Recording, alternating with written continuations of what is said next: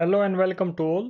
Today we will talk about UN RED Plus, Greenhouse Gas Protocol, Agenda 21, Air Quality Index, and finally we will end up with Paris Agreement 2015. ये सभी questions prelims 2016 में पूछे गए थे. अगर आप इन सब क्वेश्चंस को, इनके कंसेप्ट्स को जानते हैं, that is well and good. अगर आप नहीं जानते तो एक सिंपल वे में इस वीडियो में सीख पाएंगे. साथ के साथ आप अपना MCQ सॉल्विंग एप्टीट्यूड डेवलप कर पाएंगे, जो आपकी मदद करेगा ऑब्जेक्टिव क्वेश्चंस को इफेक्टिवली टैकल करने में.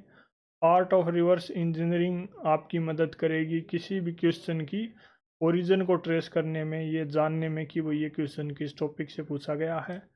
एंड कीवर्ड की बेसिक नॉलेज आपको कैपेबल बनाएगी उन क्वेश्चंस को सॉल्व करने में जो यूपीएससी हर साल हर सब्जेक्ट एरिया से PYQ के बेसिस पे फ्रेम करती है, directly and indirectly. And finally आप अपने कंसेप्ट को क्लियर कर पाएंगे. और अगर आपको ये लगता है आपके कंसेप्ट ऑलरेडी क्लियर हैं, आप कॉन्फिडेंट हैं, तो आप उनको रिवाइज कर पाएंगे. Let's start with questions. Which of the following statements is और are correct?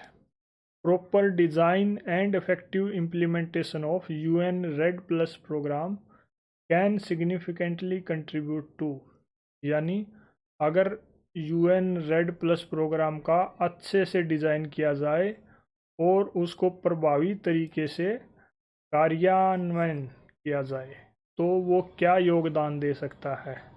Number 1, protection of biodiversity, resilience of forest ecosystems, poverty reduction. Select the correct answer using the code given below. 1 and 2 only, 3 only, 2 and 3 only, 1, 2 and 3. इस point पे आप video को pause कीजिए, question को दोबारा पढ़िए, solve करने की कोशिश कीजिए, हर स्टेटमेंट को समझने की कोशिश कीजिए जो भी आपकी बेसिक नॉलेज है उसका यूज करते हुए. Then move towards explanation part. Correct answer in this case is D, यानी तीनों ही चीज़ें इसका कंट्रीब्यूशन हो सकती हैं अगर इस प्रोग्राम को अच्छे से डिज़ाइन किया जाए और प्रभावी तरीके से इम्प्लीमेंट किया जाए. क्या है ये प्रोग्राम? इसको Warsaw framework for red plus भी बोलते हैं. ये एक कोलेबरेटिव इनिशिएटिव है किसका? FAO यानी Food and Agriculture Organization, UNEP United Nations Environment Programme, UNDP United Nations Development Programme. इस बात के लिए ये इनिशिएटिव है ताकि जो एमिशंस हैं वो डिफोरेस्ट्रेशन और फॉरेस्ट डिग्रेडेशन से उनको रिड्यूस किया जा सके, कम किया जा सके. किस जगह पे? डेवलपिंग कंट्रीज़ में. ये रेड की फुल फॉर्म है, that is reducing emissions from deforestation and forest degradation. इसको कब लॉन्च किया गया? जो सिर्फ रेड है उसको 2008 में लॉन्च किया गया था. रेड प्लस एक अपग्रेडेड वर्जन है, जैसे एंड्रॉयड का एक अपडेट आ जाता है तो उसी तरह रेड का अपडेट रेड प्लस है. इसको 2013 में लाया गया था, जो कॉन्फ्रेंस ऑफ पार्टीज़ की 16th मीटिंग थी वॉर्सो में. प्लस जो है वो सिग्निफाई करता है किस चीज़ को, कि सिर्फ डिफोरेस्टेशन और फॉरेस्ट डिग्रेडेशन पे ध्यान ना देके इनसे भी बियॉन्ड काम करने की ज़रूरत है. इस चीज़ पे recognising the role of conservation, sustainable management of forest and enhancement of forest carbon stocks in developing countries. This is the meaning of plus. क्या खास बात है इस प्रोग्राम की, इस इनिशिएटिव की? ये वॉलंटरी क्लाइमेट मिटिगेशन फ्रेमवर्क है. इसमें फाइनेंशियल इंसेंटिव भी प्रोवाइड किए जाते हैं किसको? डेवलपिंग कंट्रीज़ को. किस बात के लिए? अगर वो एमिशंस को रिड्यूस करते हैं और इन्वेस्ट करते हैं किस बात में? Low carbon path to sustainable development. अगर उन प्रोग्राम्स में, उन प्रोजेक्ट्स में वो इन्वेस्ट करते हैं और उससे एमिशंस का रिडक्शन होता है तो डेवलपिंग कंट्रीज़ को फाइनेंशियल इंसेंटिव्स दिए जाएंगे. It also provides policy support to developing countries, जिससे उनको अच्छी गाइडेंस मिल सके, राइट. उनको ये पता चल सके बेस्ट प्रैक्टिसेस कौन सी हैं किन प्रोजेक्ट एरिया में. Then they can work accordingly. Financial और टेक्निकल असिस्टेंस भी दिया जाएगा और कैपेसिटी बिल्डिंग और नॉलेज शेयरिंग भी होगी. Next is what is greenhouse gas protocol, यानी ग्रीन हाउस गैस प्रोटोकॉल क्या है. इस बारे में सिंपल सा क्वेश्चन है, 4 स्टेटमेंट दे रखी हैं, ये बताना है कौन सी इससे रेलिवेंट है। It is an international accounting tool for government and business leaders to understand, quantify and manage greenhouse gas emission. यानी ये एक इंटरनेशनल टूल है अकाउंटिंग का, किस बात के लिए, ताकि जो ग्रीन हाउस गैस के एमिशन हैं उनको समझा जा सके, क्वांटिफाई किया जा सके और उनको मैनेज किया जा सके। सेकंड क्या है, it is an initiative of the United Nations, इस बात के लिए, टू ऑफर फाइनेंशियल इंसेंटिव्स, किसको, to developing countries to reduce greenhouse gas emissions and to adopt eco friendly technology. Third क्या है, it is an intergovernmental agreement ratified by all the member countries of the UN to reduce greenhouse gas emissions to specified levels by 2022. Last क्या है, it is one of the multilateral red plus initiative hosted by the world bank. Which of the, मतलब इनमें से कौन सा ठीक है? Correct answer is a. यानी ये एक इंटरनेशनल अकाउंटिंग टूल है जिसको सरकारें, बिजनेसेस, उनके लीडर्स यूज़ कर सकते हैं, किस बात के लिए, जो भी एमिशंस हैं उनको समझने के लिए, उनको क्वांटिफाई करने के लिए एंड देन उनको मैनेज करने के लिए। It is an international accounting tool, we have talked about it. Then इसको किसने डेवलप किया? वर्ल्ड रिसोर्स इंस्टीट्यूट ने and World Business Councils for Sustainable Development ने। क्यों? ताकि एक स्टैंडर्डाइज्ड फ्रेमवर्क प्रोवाइड किया जा सके, किसको, सरकारों को और बिजनेसेस को, किस बात के लिए, ताकि वो अपने एमिशंस को अच्छे से मेज़र कर सकें और उसके बारे में रिपोर्ट कर सकें कि भाई हमारा एमिशन का लेवल ये है। क्या खास बात है इस प्रोटोकॉल की?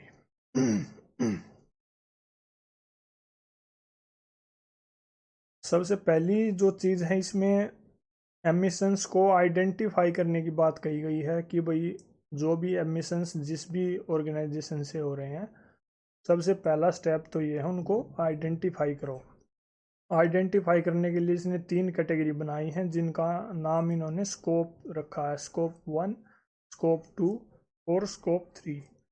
जो पहली कैटेगरी है उसमें इंक्लूडेड है डायरेक्ट एमिशंस, मतलब ऐसे एमिशंस जो भी कार्बन के एमिशन, ग्रीन हाउस गैसेज के एमिशंस हैं, डायरेक्टली उस कंपनी से, उस ऑर्गेनाइजेशन से या उसके अंडर में जो एरिया है वहाँ से हो रहे हैं, यानी on site emissions. For example company के जो व्हीकल्स हैं, इंडस्ट्रियल प्रोसेसेस हैं, कुछ मैन्युफैक्चरिंग हो रही है, कोई केमिकल रिएक्शन है या फिर उस प्रोसेस के दौरान लीकेज वगैरह हो रही है, वो सभी स्कोप 1 की कैटेगरी में आएंगे। सेकंड जो है इनडायरेक्ट एमिशंस, मतलब जो भी एनर्जी परचेज की गई है दूसरी जगह से, ऑफ साइट से, जैसे इलेक्ट्रिसिटी, स्टीम, हीट वगैरह, उससे जो एमिशंस हो रहे हैं वो भी इस कैटेगरी में आएंगे। Then there is another category that is indirect emission from sources not owned or controlled by the organization but related to its activities। For example supply chain से जो एमिशन हो रहे हैं, बिजनेस ट्रैवल से,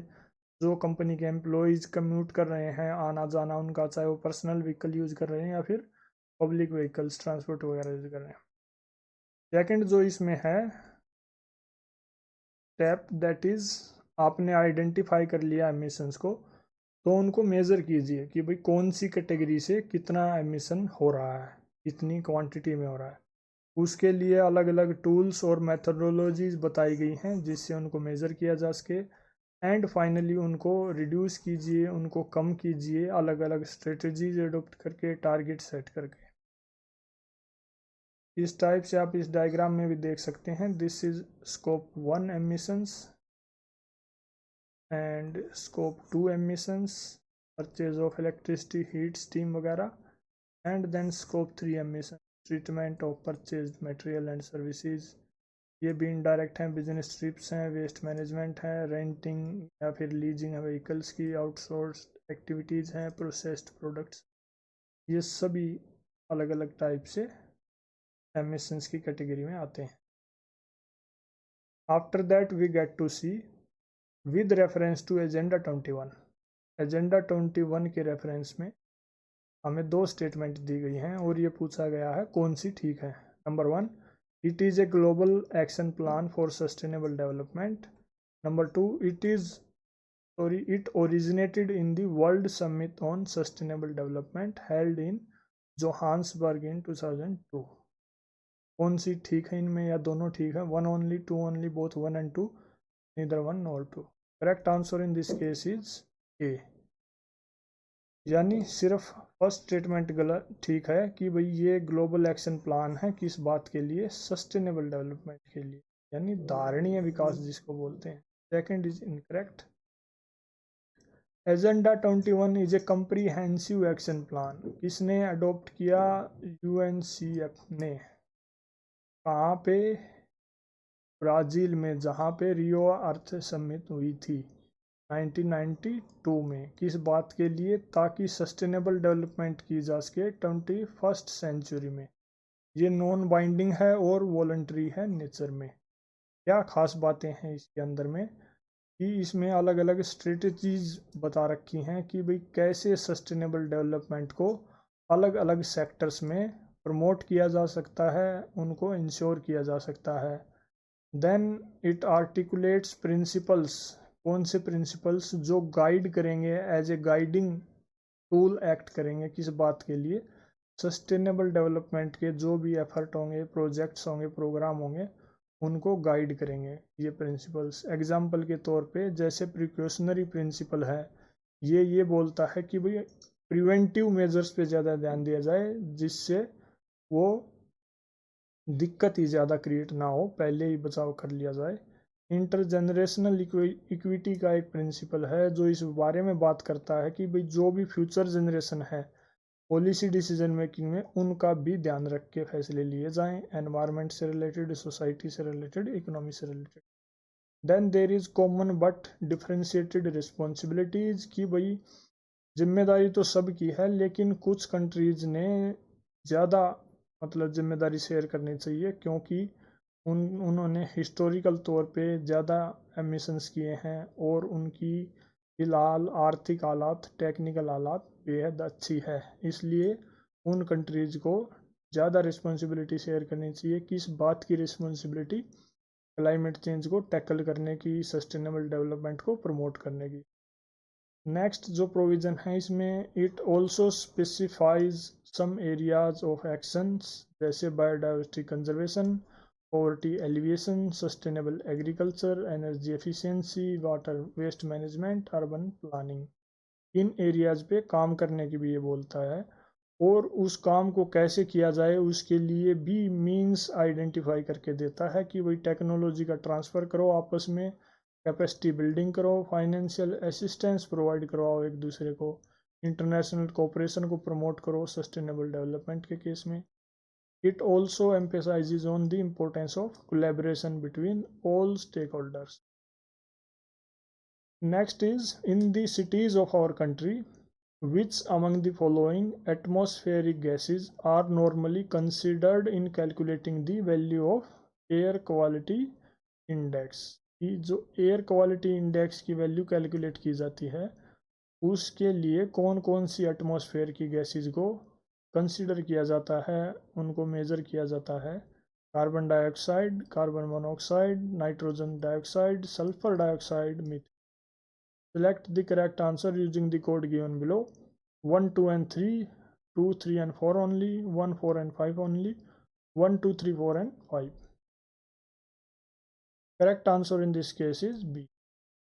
यानी second carbon monoxide, third nitrogen dioxide and fourth sulfur dioxide. Fifth and first are incorrect. Air quality index क्या है? ये एक इंडिकेटर है जो सरकारी एजेंसियों ने डेवलप किया है। किस बात के लिए? ताकि पब्लिक को, पॉलिसी मेकर्स को ये बताया जा सके कि फ़िलहाल किसी जगह की एयर क्वालिटी कैसी है, यानी वो ख़राब है तो कितनी ख़राब है, या फिर वो आने वाले दिनों में कैसी होगी, अच्छी होगी, ख़राब होगी, कुछ सुधार आएगा या गिरावट आएगी। इसको इंडिया के केस में central pollution control board calculate और रिपोर्ट करता है। कौन कौन से पोल्यूटेंट्स इसमें इंक्लूड किए जाते हैं, जो गैसेज इसमें इंक्लूड की जाती हैं वो है पार्टिकुलेट मैटर।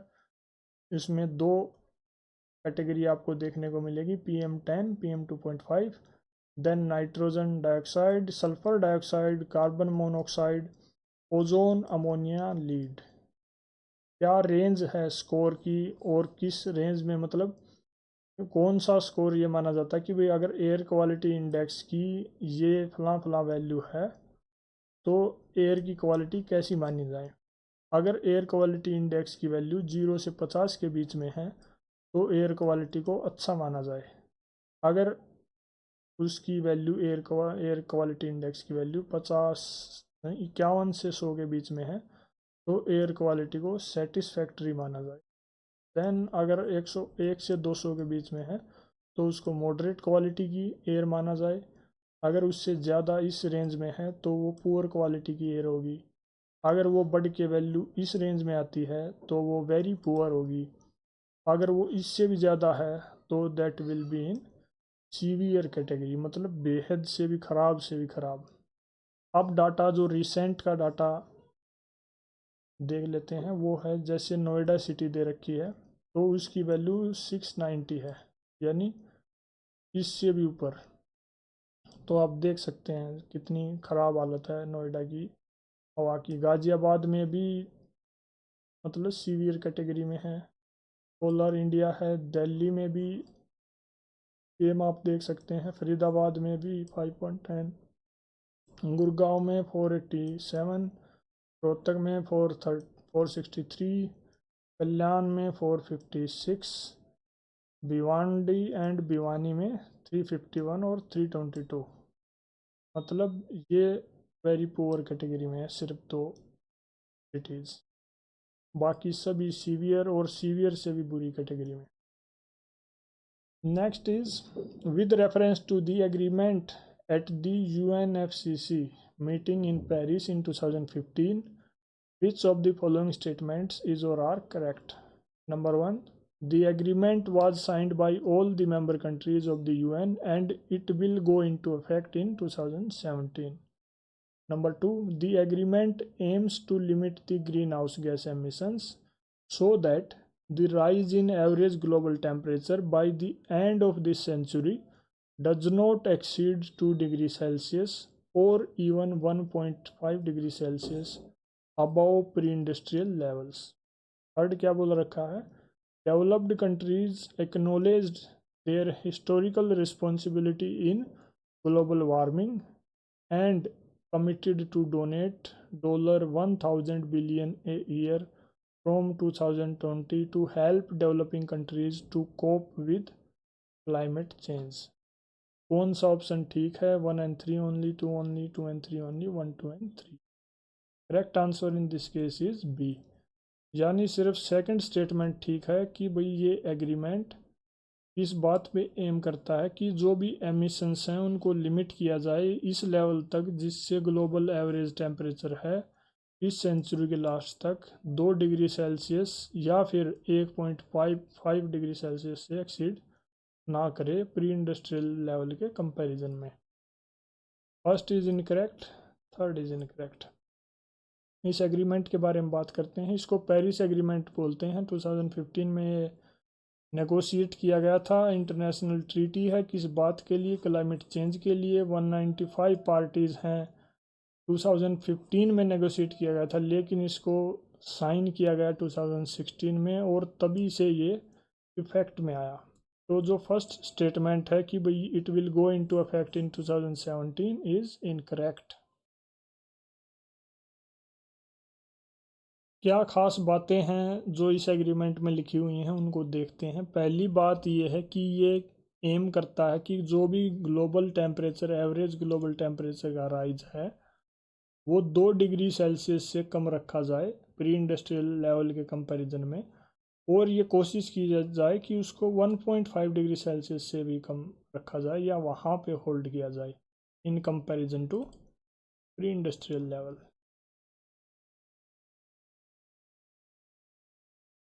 सेकंड जो है, जो भी मेंबर्स हैं उनको नेशनली डिटरमाइंड कंट्रीब्यूशंस सबमिट करने पड़ेंगे। ये वो हैं कि भाई कोई कंट्री का एक्शन प्लान एक टाइप से बोल सकते हैं कि जो भी मेंबर्स हैं वो किस तरह से इन एमिशंस को कंट्रोल करेंगी, अपने वहाँ पे क्लाइमेट चेंज से रिलेटेड प्रोजेक्ट पॉलिसीज इम्प्लीमेंट करेंगी।